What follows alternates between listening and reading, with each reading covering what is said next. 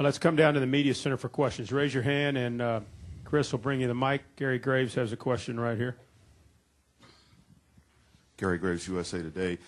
Jeff, I don't want to ask if you felt like you got set up by the whole thing, but when they pitted, and did you kind of think, and just in light of what you said about NASCAR wanting a green-white checkered, did you kind of think that it was going to come down to that kind of scrum at the end where, say, you and Matt would kind of get muscled out of position? Man, you're complicating it way too much for me. I'm just a race car driver. I was leading, coming off turn 4, really looking forward to seeing the white flag. The caution came out. I said, oh, man, that stinks. Okay, let's get going again. Let's just get a good restart. Let's get through turns 1 and 2, and let's see that white flag again. And it is what it is. I mean, there's a guy in the second row with 4 tires. I wasn't even thinking anything about me and Matt. I knew Matt had an okay car because we had been battling before that. But, I was as concerned about Ryan on the outside as I was anything else. And, all I can tell you is, that it's going to get wild and it's going to get crazy. Doesn't mean you're going to like it, And if you're the guys behind, that's what you do. You run into the back of the guy because you want to win. And when you're the guy up front, you hope nobody runs in the back of you. It's that simple.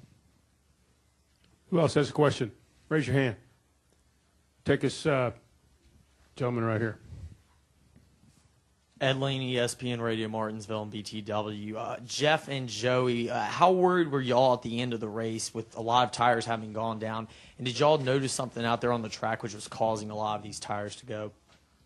No, I wasn't. I think what most of the tires are blowing out were either with contact or too much brake heat blowing beads out. I think I struggled with that last year, this race, and blew out 2 tires. So I think for us at Joe Gibbs Racing, did a great job on keeping our tires cooler this year.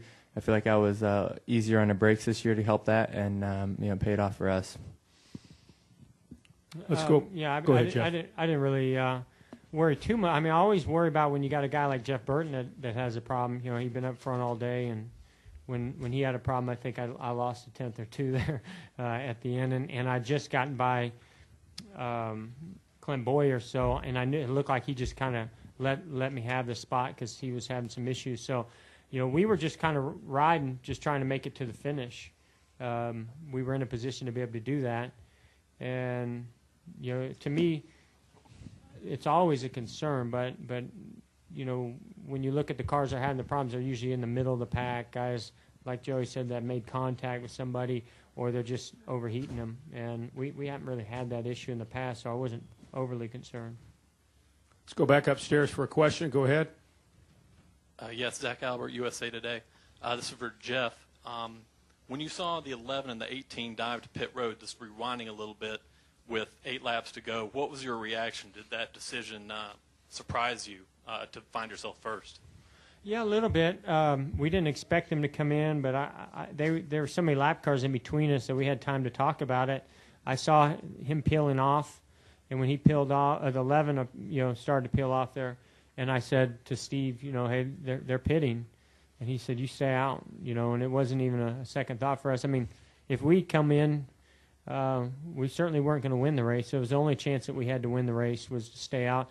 But I can tell you that I was pretty happy when I saw how many guys stayed out. That definitely was a big plus for us. And, it's one of those things. Caution comes out. We're sitting here third, mad because we got knocked around, and had the caution not come out, we'd be over in Victory Lane. So it's just that's how quick and easy things can change in this sport. And, it's something that I'll laugh about tomorrow. We'll stay up. Press box, go ahead. This is Dustin Long. I have one for Jeff and one for Joey. For Jeff, you've talked coming into this race and even this season about getting better in the second half of races. Again, today you led a lot of laps early on. Did you feel like you guys made the progression you need to the second half, or is that still more things you need to work on?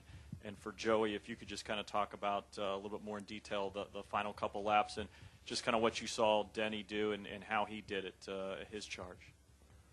I did feel like we got off a little bit there towards the middle part of the race and made gains to get back up there. So, yeah, I felt like we made gains. Today, was all about where you restarted. If you restarted in the outside lane, you were done. I mean, I lost like 5 or 6 spots one time just being on the outside lane.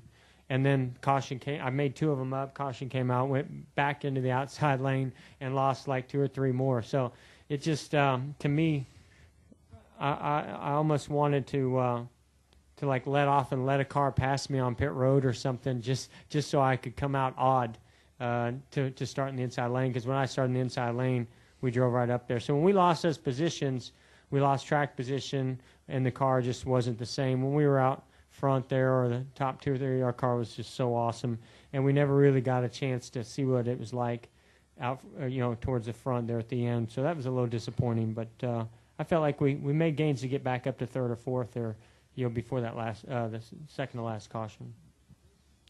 Yeah, towards the end of the race there, it was crazy. Like Jeff said, we knew it was going to be crazy before it went green.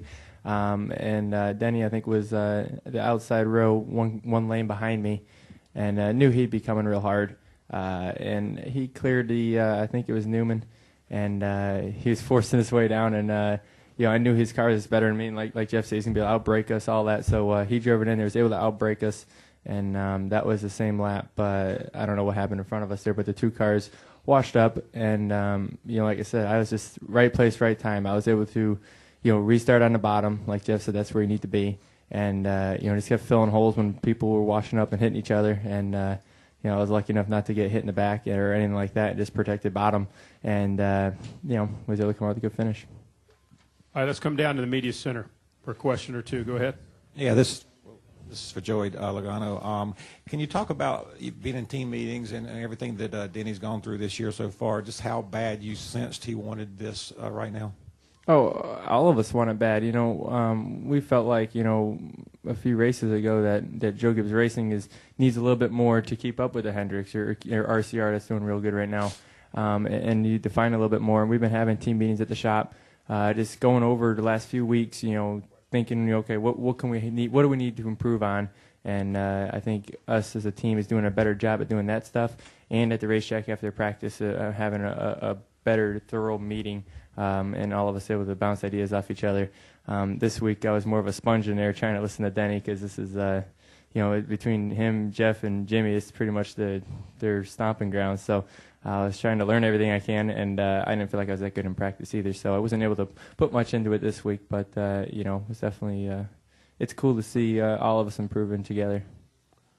Other questions downstairs for Jeff or Joey? Anybody? Take one more pass upstairs. Any questions upstairs? No questions. Okay, guys. Thank you. Congratulations, and have a good week off.